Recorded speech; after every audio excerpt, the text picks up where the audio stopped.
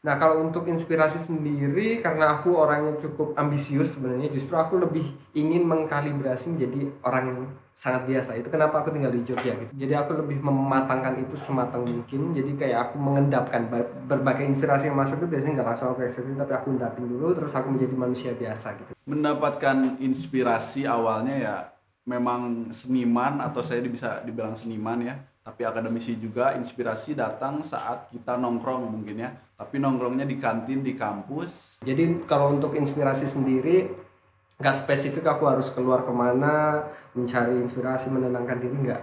Tapi intinya inspirasi datang kalau kita punya experience.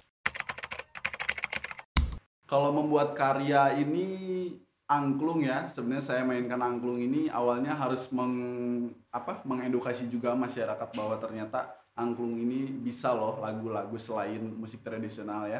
Nah, kalau aku pribadi, yang aku cari adalah isunya.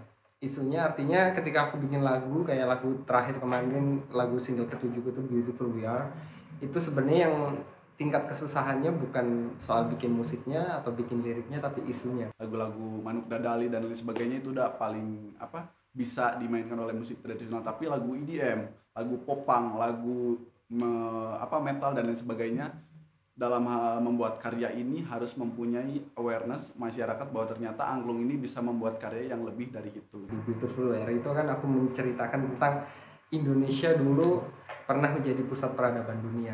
Jadi memang sebisa mungkin ketika aku lagi pergian kemana untuk menikmati, aku kan seneng sama kehidupan sejarah gitu kan, misalnya ke peninggalan Majapahit dan segala macamnya.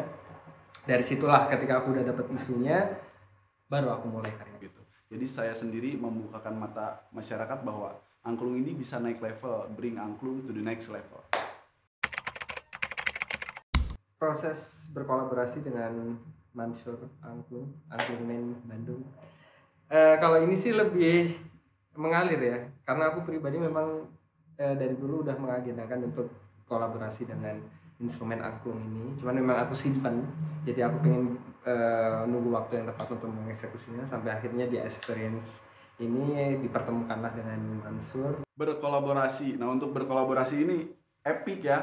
Kadang zaman sekarang namanya pansos mungkin ya, tapi positif saya jadi mendekati public figure gitu ya. Kadang ada public figure yang cewek saya pacarin. Oh, nggak, beda itu. Kemarin sempat aku bikin musiknya dulu, jadi prosesnya itu aku bikin musiknya dulu, terus aku bikin vibes-nya yang versiku, terus aku coba lempar ke Mansur dan dia ngisi dengan skillnya dia sebagai argumen itu, dan ternyata memang nyambung. Terus ada beberapa ornamentasi Sunda juga yang aku masukkan secara scale-nya, scale tangan nadanya, dan menurutku asik banget sih karena memang ini pertama kalinya aku kolaborasi dengan angklung secara secara instrumental yang fokus gitu loh, maksudnya ya electronic music dan angklung.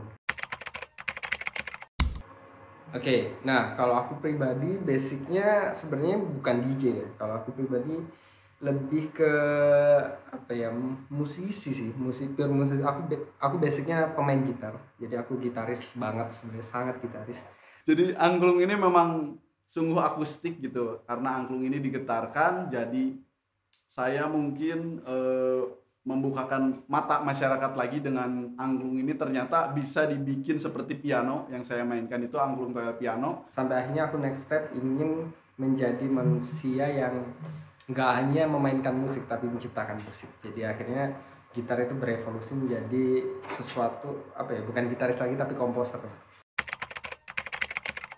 Nah, kalau aku, cara aku membuat konten adalah yang paling susah itu adalah mengatur keuangan.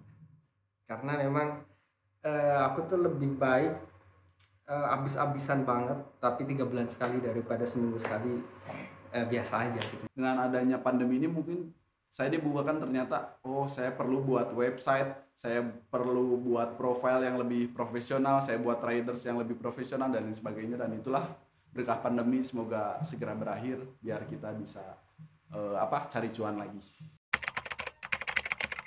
Nah, kalau untuk memulai karir, aku mulai belajar musik itu umur 10 tahun, itu gitar, lagi-lagi gitar, dan mulai secara akademis di 2010 di SMK Seni SMKN 9 Surabaya. Awal mula saya bisa sampai ke titik ini adalah salah satunya Ari Irham. Dia adalah salah satu DJ muda. Ari Irham mengajak saya untuk menjadi kolaboratornya di Jepang, waktu itu di Osaka tahun 2016. Saya mewakili Indonesia dan ternyata industri musik di Jepang gitu ya melirik kita. Sebenarnya Alfiref itu ada dua kepribadian, ada audio dan visual yang menurutku sama-sama penting. Tapi emang core-nya di musik. Cuman menurutku audio dan visual itu nggak bisa di kesampingkan dua-duanya. Bagiku tuh semuanya harus perfect gitu 100%. Dan di situ saya melihat peluang, ternyata ya udah kita buat juga di Indonesia. Saya buat grup namanya Future Ethnic. Saya berkarya dengan Ari Irham dan ternyata hype banget karena angklung ini hampir di seluruh Indonesia ada, di tiap sekolah ada, jadi merasa relate.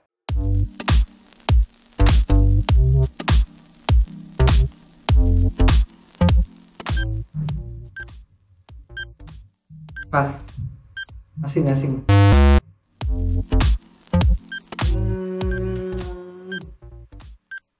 Iya lupa. Sweet Scar with Genius.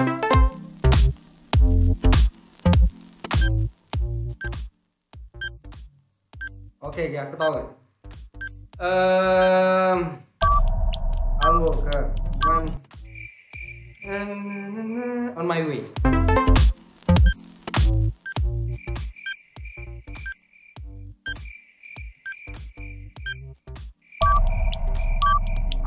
Pas.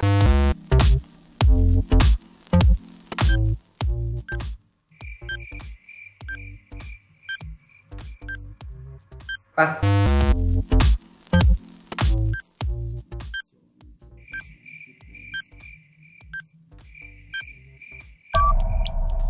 Lupa. Aduh, pas.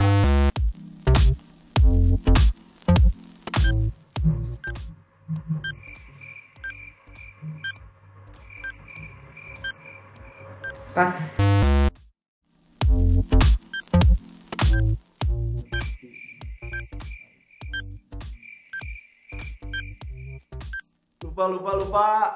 Cut.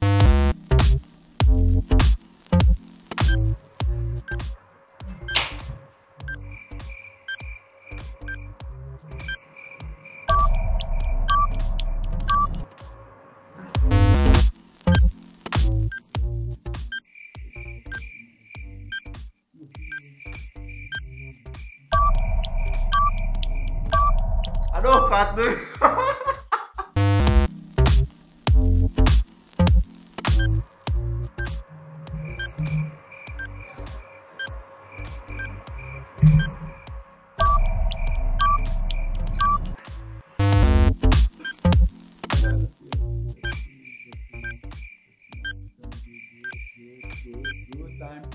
Jonas Blue, cut.